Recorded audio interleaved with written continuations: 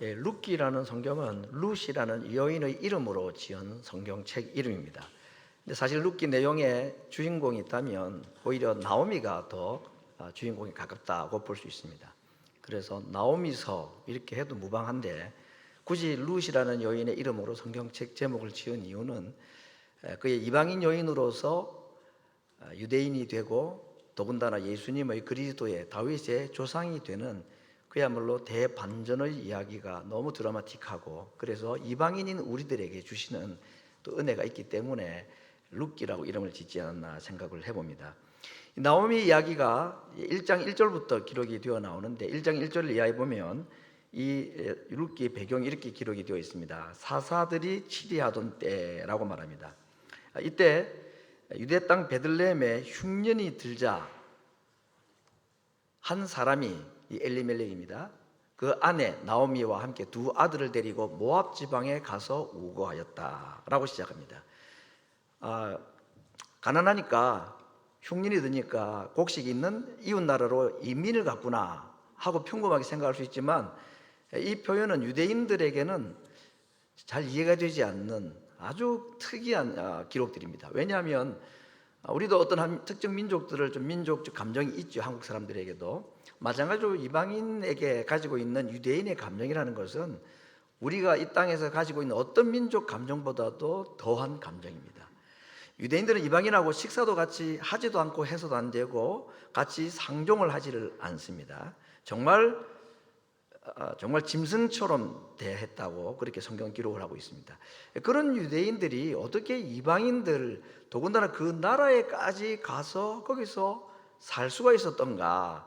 아무리 양식이 없어서 양식을 찾아갔다 하기로서니 이건 상식적이지가 않은 행동입니다. 그런데 누군가 이런 엄청난 일을 감행을 했다고 성경은 지금 기록을 하고 있는 것입니다. 자, 그렇다면 우리가 또 한 가지 생각할 것은 이 나오미 가족은 정말 먹을 것이 없어서 모압으로 갔는가? 그랬다면 또 어느 정도 이해가 되는데 그가 나중에 하는 이야기를 들어보면 그러지만도 않다. 1장 21절은 그가 10년 만에 다시 베들레헴으로 돌아오면서 한 말인데 내가 나오미입니다. 풍족히 나갔더니 여호와께서 나로 비어 돌아오게 하셨다라고 자기의 10년 전과 10년 후의 모습을 충분하고 풍성하게 하나님께서 내게 주셨는데 지금은 내가 빈털터리가 되었다. 그러니까 10년 전에 그 가문은 적어도 이 나오미 가정은 가난하지가 않았고 흉년으로 인해서 모든 베들레헴 사람들은 먹을 것이 없고 굶주렸는지는 몰라도 적어도 이 나오미 가정은 풍족했다고 그가 말을 하고 있습니다. 여러분 아무리 경기가 어려워도 또 부자는 부자대로 또 풍성하게 살잖아요. 문제는 가난한 사람들이 경기가 어렵거나 또 농사가 되지 않으면 고통당하는 가난한 사람들이죠. 부자들은 쌓을 곳이 없을 만큼이나 풍성하게 집에다 곡간을 짓고 그렇게 살아가기 때문에 나오미 가정이 흉년이 들었다 할지라도 먹을 것이 없는 가난한 자는 아니었다고 보는 것이 맞겠습니다. 자기가 그렇게 고백을 했으니까. 자, 그렇다면 이 나오미 가정은 베들레헴에 남아서 먹고 살면 되는데 몇 년 견디면 또 곡식을 또 얻을 수 있고 할 텐데 왜 굳이 모압 땅 이방인의 땅으로까지 내려갔는가 하는 것입니다. 여러 가지 해석의 차이가 있을 수는 있는데 저는 이 해석이 옳다고 생각하고 그걸 제가 여러분들에게 소개를 하는데 한마디로 말하면 부자였던 이 나오미 가정 먹을 것이 충분하고 풍성했음에도 불구하고 모압을 떠났던 이유 집 팔고 논밭 팔고 다 팔아서 모압으로 간 이유는 유대인들에게 하나님께서 주신 경제법 또는 세법이 있는데 그것 때문이었다고 볼 수 있습니다. 다시 말하면 유대인들은 부자면 부자일수록 세금을 좀 많이 내고 또 가난한 사람들을 돌아보아야 될 의무가 있었다는 걸 우리가 압니다. 그래서 매 3년마다 11조를 가난한 사람들을 위해서 따로 하라고 할 만큼 하나님은 이스라엘 백성들에게 가난한 사람들, 불쌍한 사람들, 소외된 사람들, 그걸 객과 과와 과부라고 했는데 그런 사람들을 돌보라고 말씀하셨고 7년에 한 번씩은 모든 종들을 아무 조건 없이 석방을 해줘야지 되었고 이런 하나님께서 가난한 자들이 너희 땅에 없게 하라는 이 말씀에 준하는 법칙들이 많았기 때문에 흉년에 들고 가난한 사람들이 많아지기 시작한 때에 제일 신경 쓰이는 사람들은 부자들입니다. 하나님의 법칙대로 율법대로 살기 위해서는 자기들이 많이 내놔야 되는데 그게 싫었던 거죠. 그래서 그냥 얼굴 딱 돌리고 재산 싹 정리해가지고 모압 땅에 간 것입니다. 모압 땅에 곡식이 있어서가 아니라 그곳에 가면 더 이상 하나님의 법에 저촉받지 않을 수 있으니까 그래서 떠났다라고 보는 해석이 저는 좋은 해석이다라고 생각을 하고 여러분에게 소개를 해드립니다. 여기서 그냥 한 가지 이렇게 짚고 넘어가야 될 것이 있는데, 아이고 참 가난한 사람들을 부자들이 돌봐야 되는 이 제도가 좋기는 한데 막상 가진 사람들한테는 또 좀 불합리하지 않는가 생각이 들기도 합니다. 내가 가진 것이 많기 때문에 가난한 사람들을 더 많이 도와줘야 되고 한두 번이지 또 도와주고 또 도와주고 계속 이렇게 해도 되는가? 해도 됩니까? 계속 도와달라면 계속 도와주는 것이 맞습니까?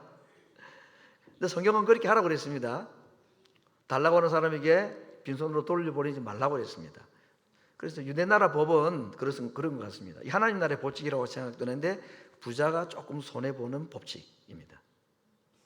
그래야 가난한 사람들과 평균케 되기 때문이라. 그건 예수님께서도 동일하게 자신의 죽으심으로 우리에게 평균케 되는 원칙과 법칙을 그대로 실천하신 분이시기도 합니다. 자, 그러면 가진 사람이 조금 더 손해보는 이것을 보고 또 남을 위해 돕고 또 돕고 좀 한 만큼인데 또 해야 되는가 싶은데 하나님께서는 그 행위를 보시고 가만히 계시느냐? 내 손으로 하는 일에 여호와께서 복을 주실 것이다 라고 약속했습니다. 말은 그렇지만 설마 할 수 없죠. 못 믿으면 그렇게 하나님 법칙대로 못하는 겁니다. 그건 내 믿음대로 되는 거라고 성경은 말씀을 했습니다.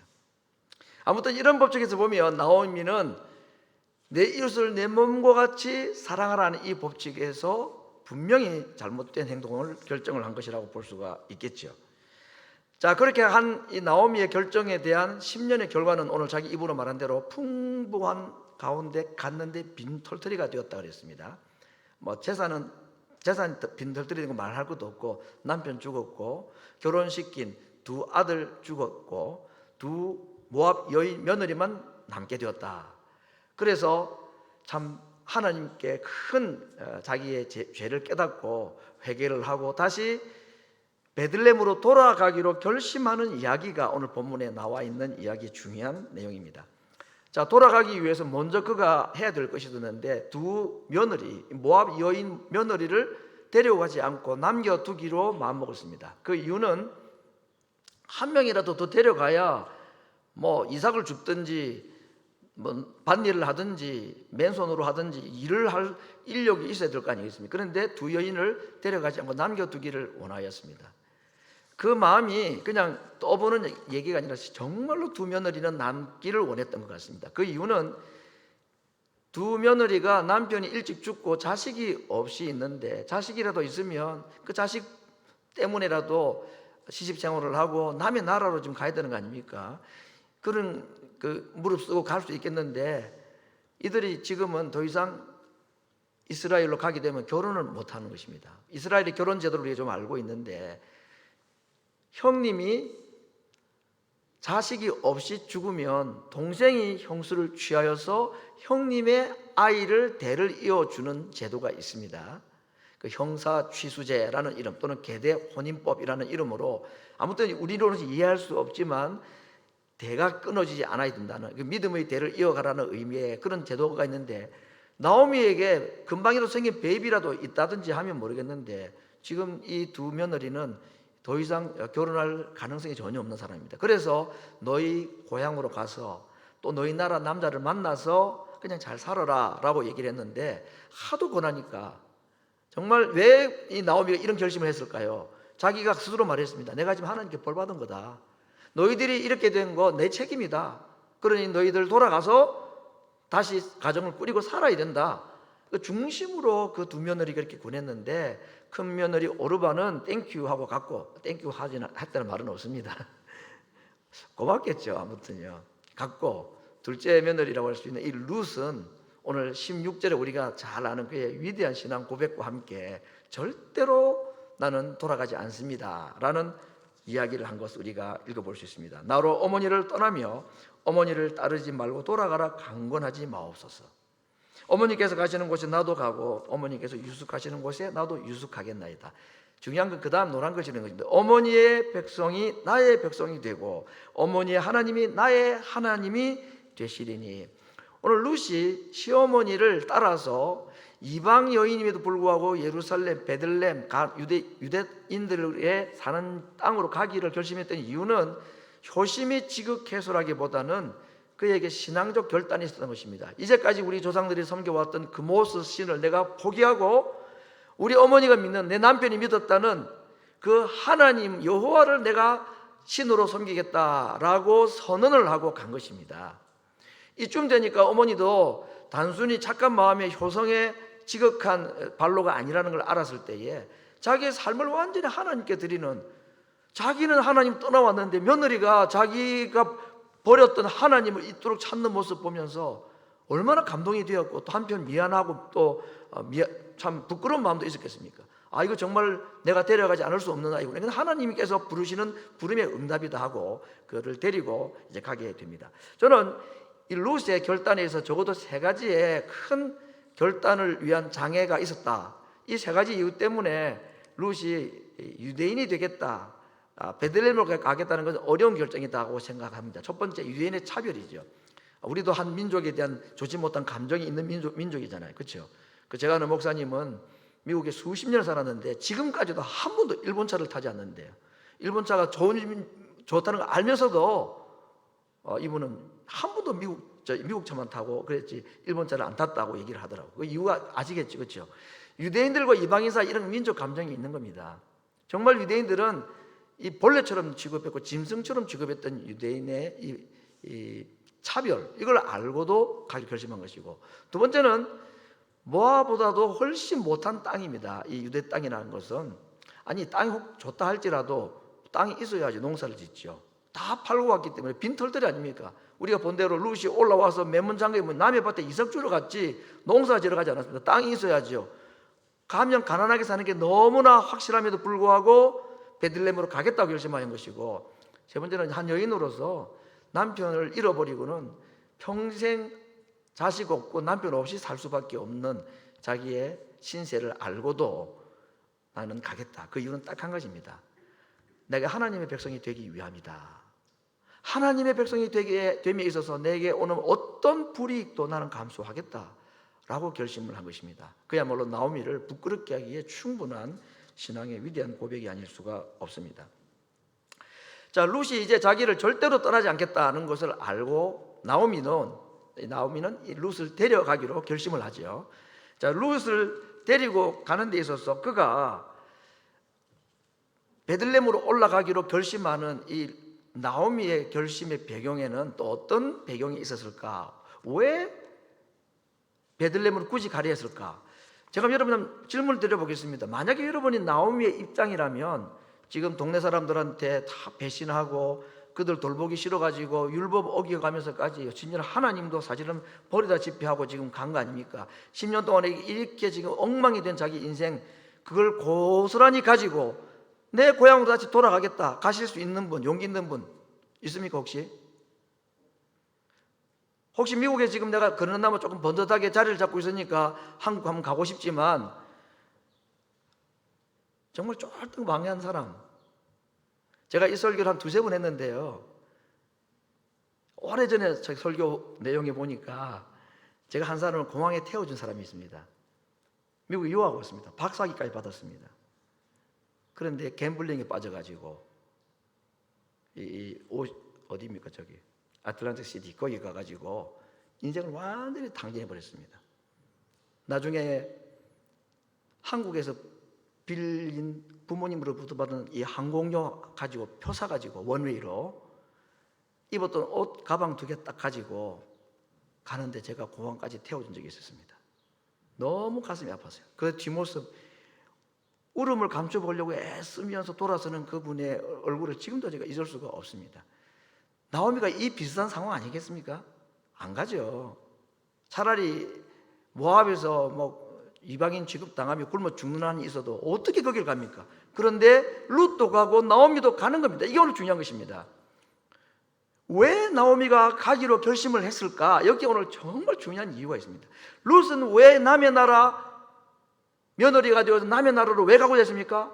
자기가 하나님 백성인 것을 믿고 자기는 하나님 백성이 되고 싶어서 간 것입니다. 신앙적 결단이 그로 하여금 남이 할 수 없는 무리한 결정을 하게 만들었다면, 유대인인 이 나오미는 저 같으면 도무지 못 갈 것 같은데 어떻게 그런 결심을 할 수 있을까? 두 가지 이유가 있습니다. 첫 번째, 6절 말씀을 보면 그가 하나님 앞에 하는 고백이 나오는데, 그가 모압 지방에 있어서 여호와께서 자기 백성을 권고하셨으므로 그들에게 양식을 주셨다는 소식을 들었다는 것입니다.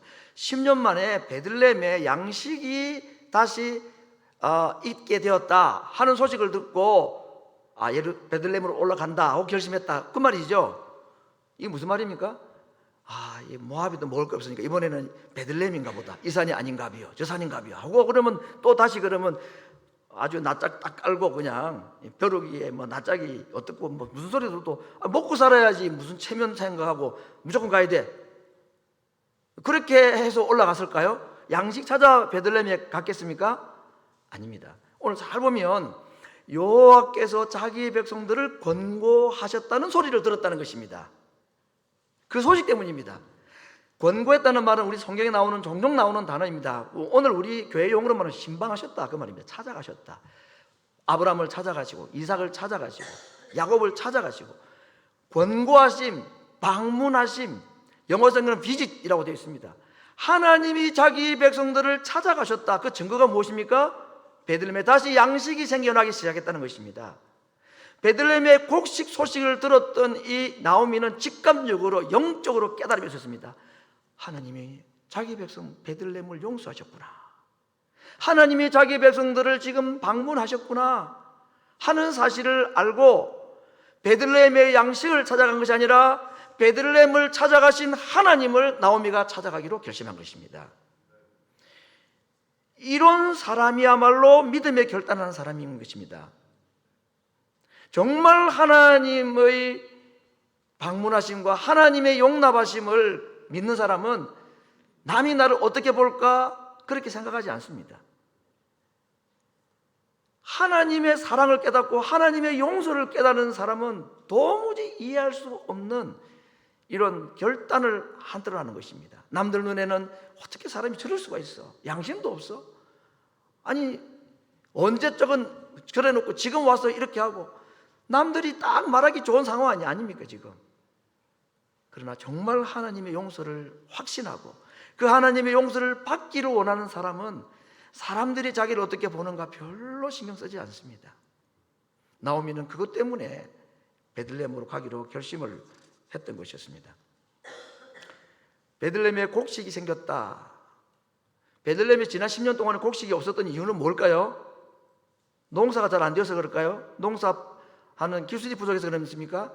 사사시대라고 그랬습니다. 특별히 사사시대에 농사 안 되었다는 것은 두 번도 고민할 것 없이 이스라엘이 하나님께 범죄했기 때문인 것입니다. 곡식이 다시 생겨났다? 무슨 뜻일까요? 회개하고 하나님께서 그들을 용서하셨다는 말인 것입니다. 하나님이 자기 백성들을 용서하셨다는 사실을 알았을 때 나오미는 직감적으로 깨달았습니다.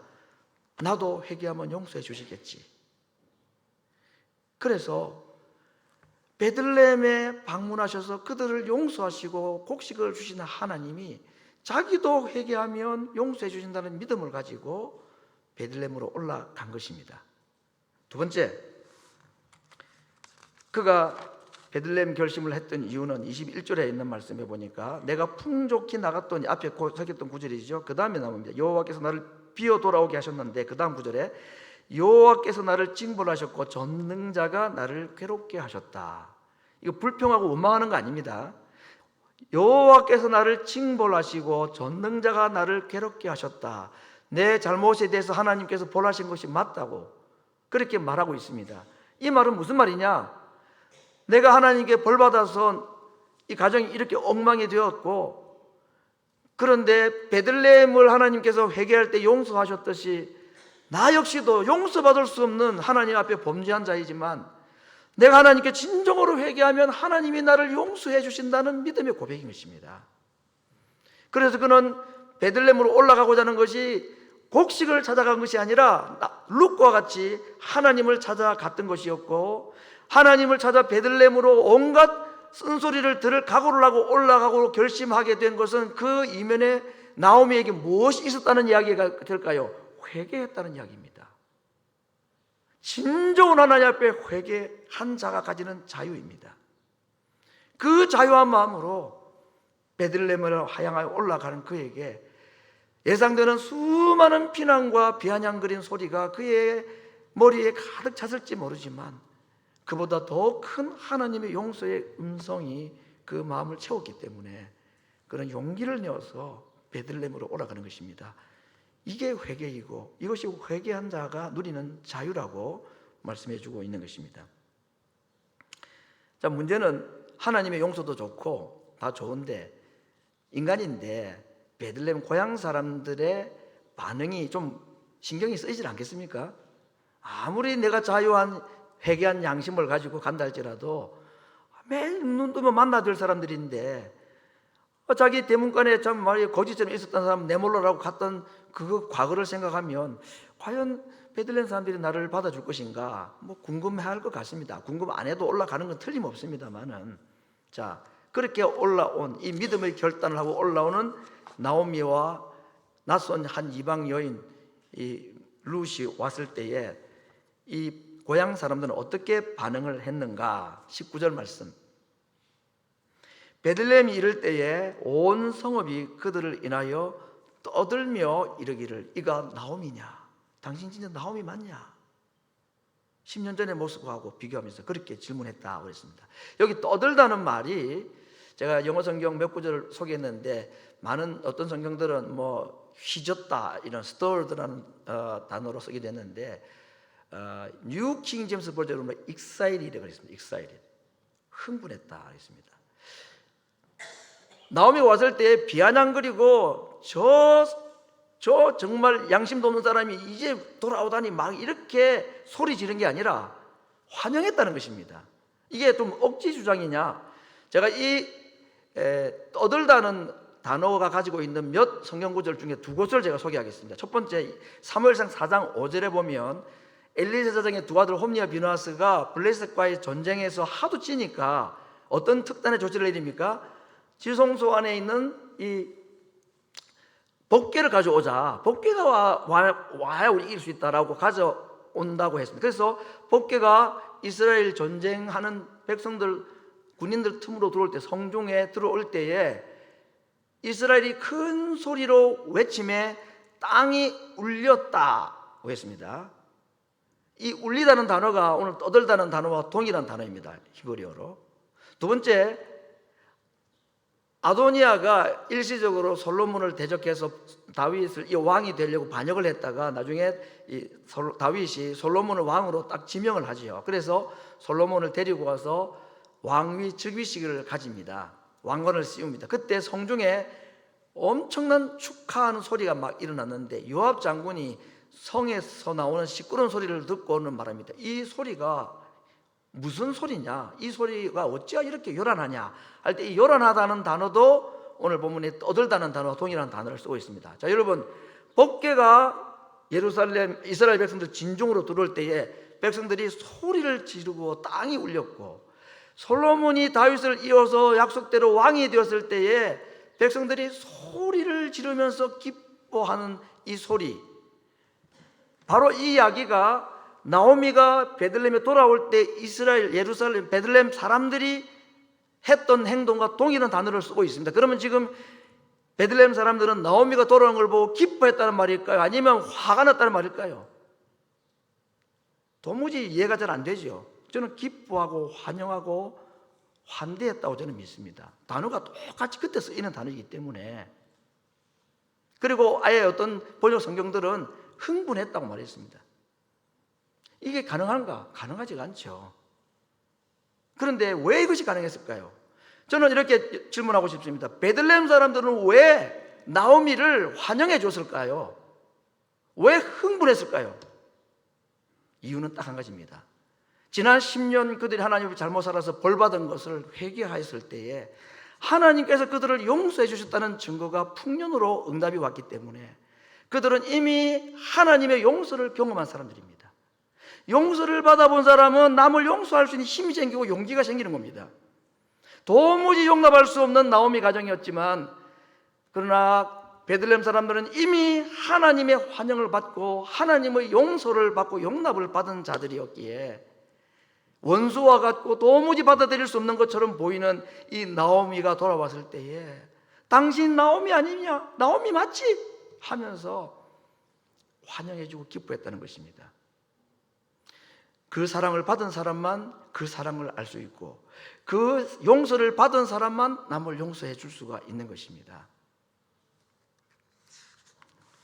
오늘 이 베들레헴 사람들이 진정으로 하나님 앞에 회개했을 때에 하나님이 자기들을 용서해 주시고 방문해 주시고 그 증거로 해도 안 되던 농사가 회개하고 났더니 풍성한 보리 추수가 이루어지는 것을 보면서 나오미가 돌아왔을 때에 그들도 하나님이 자기들에게 해주신 것과 같이 나오미를 용서해 주고 받아주는 이야기, 이것이 오늘 이 베들레헴의 아름다운 사랑과 용서의 이야기입니다.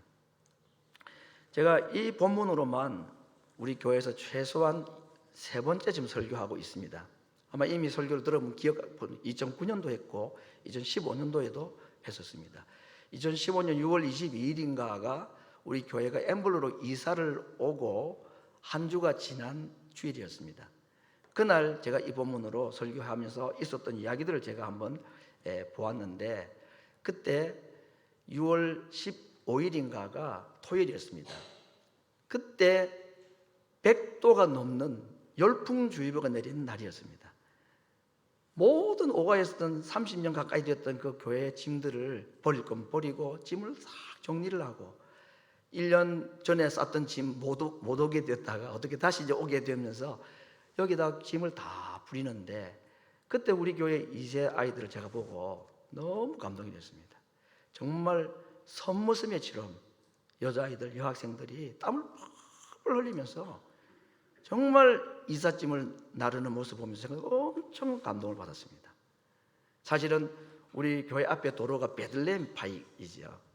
그래서 오가에 있었던 교회가 이쪽으로 옮겨오고 도시도 다르고 하니까 교회 이름을 바꾸자는 여론도 있었고 저도 그럴까 하는 마음도 있었습니다. 만약에 바꾼다면 저는 베들레헴 교회다라고 하고 싶었던 것입니다. 이유는 베들레헴 파이가 있기 때문이고 두 번째 이유는 바로 이 베들레헴 공동체를 보았기 때문입니다. 그때 우리 교회 예배당은 딱 영어권 예배실 하나였습니다. 영어권 예배실로 자기들이 다 꾸며놓고 카페도 자기들이 다 정하고 그 다음에 예배를 드리기 시작하는데 주일학교 예배실도 없고 유치부 예배실도 없고 KM 예배실도 없고 그 영어권 아이들이 자기들 예배 드리려고 준비했던 그 장소를 우리한테 양보를 해줬습니다. 자기들은 체육관을 가서 예배를 드렸습니다. 그때 제가 받은 감동이 있습니다. 정말 남을 배려하고 서로를 돌아보는 그 2015년도에 있었던 용서와 화해와 하나됨의 이야기가 그때 베들레헴 공동체였던 이 룻기 이야기와 너무 흡사했기 때문에 제가 너무 감사하는 마음에서, 그래서 그날 제가 이사를 하면서 제 마음에 제 혼자 결정한다고 되는 건 아니지만 제 마음에 교회 이름 안 바꾼다고 결심했습니다. 너희 부모님, 너희 할아버지들의 교회 이름 그대로 쓰자. 그래서 지금까지도 이 이름으로 지나오게 된 데는 2015년 6월 달에 제 나름대로 교회 이사와 함께 경험하였던 하나님께서 주신 큰 감동과 깨달음이 있었기 때문이기도 합니다. 이건 요담의 이야기입니다. 오늘 제가 이 루스의 결단, 나오미의 결단, 그들을 받아주는 베들레헴 사람들의 이 아름다운 사랑 이야기도 참 감동적이지 않습니까? 그런데 제 마음에 가장 감동이 되는 것은 22절 9절 한 구절입니다. 나오미가 모압 지방에서 그 자부 모압 여인 룻과 함께 돌아왔는데 그들이 보리 추수 시작할 때에 베들레헴에 이르렀더라. 그들이 돌아온 때를 보리 추수가 시작될 때 10년 만에 풍년의 보리 추수를 기다리고 있던 그때에 하나님께서 나오미를 그곳에 들어오게 하셨다는 것입니다. 이건 무슨 말일까? 하나님께서 모든 것을 준비하시고 지금 베들레헴의 보리 추수는 하나님의 사랑의 증거입니다. 하나님의 용서의 상징입니다. 그냥 먹을 양식이 아니라 그때 보리는 하나님의 사랑, 하나님의 용서를 잘 보여주는 것이 그 보리였습니다. 그 보리는 베들레헴 사람만을 위해서 있던 게 아니라 돌아오는 나오미를 위해서도 하나님이 준비하신 것입니다. 내가 너를 환영한다. 내가 너를 영접한다.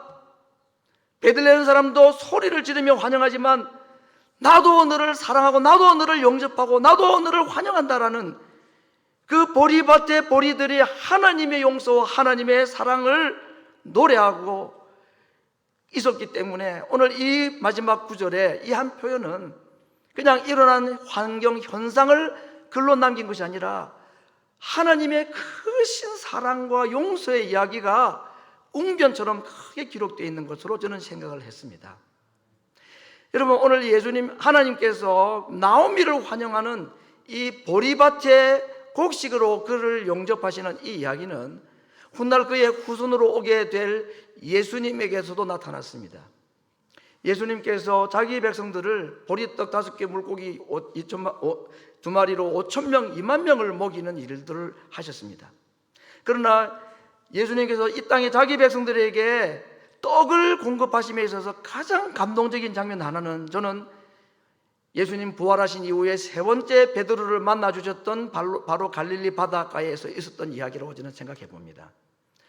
예수님 부활하신 것을 2번이나 경험하였지만 여전히 예수님을 부인한 이 죄책감에 시달렸던 베드로는 그의 일행들과 함께 또 물고기 잡으러 밤에 갔다가 그날 밤도 한 마리 고기를 잡지 못했을 때에 그물을 배 오른편에 내려라 그래서 많은 고기를 잡았을 때에 베드로가 예수님인 줄 알고 예수님께로 달려갔을 때 예수님은 뭇에서 불을 피워 놓으시고 떡을 구워 놓으셨습니다. 여러분, 이 떡 하나 베드로를 주시기 위해서 떡을 구워 놓으신 예수님, 그분은 이제는 신령한 몸이 됐기 때문에 식사 안 하셔도 예수님 배고픔이 없는 분 아닙니까 지금? 그날 떡은 전적으로 베드로와 그의 친구들을 위해서 준비하신 떡이었습니다. 나오미를 위해서 보리를 준비해 놓으신 것입니다. 실패하고 좌절하고 있는 먹어라. 베드로야 배고프지? 먹어라 하고 떡을 준비해 놓으신 주님. 한 40일여 전에는 제자들과 이 땅에서 마지막 식사를 하시면서 떡과 포도주를 들고 하나님께 감사했다고 했습니다. 그날 제자들과의 마지막 이 땅에서의 만찬인 이 떡과 포도주를 두고 한 감사는 식사 기도가 아닙니다. 그 떡과 포도주는 불과 몇 시간 후에 자기가 흘릴 피와 자기 몸이었다고 그랬습니다. 예수님은 제자들과 마지막 식사를 하시면서 자기의 육체와 자기의 피를, 자신의 죽음을 하나님께 감사하였습니다. 그날 저녁의 식사, 6월절 만찬은 그냥 1년에 한 번씩 하는 특별한 명절 음식 이상의 의미가 있었습니다. 그날 마지막 만찬 자리에서 예수님께서 그들에게 떼어준 떡과 포도주는 자신의 살이었고 자기의 피라고 말씀했습니다. 예수님은 떡과 포도주 때문에 감사한 것이 아니라 자기의 죽음 때문에 감사하였습니다. 오늘 나오미에게 준비하신 이 보리는 베드로를 위하여 구워 놓으셨던 떡이었고 자기를 떠나고 배신할 제자들을 위하여, 아니 오늘 우리들을 위하여 흘리실 자신의 피와 자신의 살을 가지고 우리에게 다가오신 사랑이었습니다. 10년 만에 맺었던 베들레헴의 보리밭의 풍성한 보리는 주님의 십자가였고 주님의 죽음이었습니다. 주님을 떠났던 나오미를 주님은 자신의 죽음으로 그를 영접해 주신 너무나 아름다운 예수님 이야기. 이것이 베들레헴에 10년 만에 찾아온 보리밭의 추수 이야기이고, 나오미를 그렇게 지금 영접하고 계시는 하나님의 크신 사랑, 그의 후손으로 오게 되실 예수님의 죽음으로 자기 백성들을 영접하시는 주님의 사랑 이야기. 이것이 베들레헴 공동체에 있었던 이야기였고, 그 땅에 주님은 생명의 떡으로 오셨고 자신의 몸과 자기의 피를 흘리셔서 온 백성들을 보리밭 베들레헴으로, 베들레헴의 양식 있는 곳간으로 불러오셔서 자기 백성으로 삼아주시고, 오늘 이곳에 예배드리는 우리들이 바로 그 하나님의 자녀라는 사실을 우리에게 말씀해 주고 계십니다. 수천 년 전에 일어났던 나오미와 이 베들레헴 사람과의 만남을 통해서 오늘 우리를 사랑하시는 주님의 큰 사랑을 다시 한번 깨닫는 시간이 되기를 원합니다. 그리고 그 사랑으로 우리에게 돌아오는 이 나오미들을 내가 용서받았으니, 내가 용납받았으니 그들도 품어서 아름다운 베들레헴 공동체로 만들어가는 주님의 백성들이 되기를 간절히 바랍니다. 같이 한번 기도하겠습니다.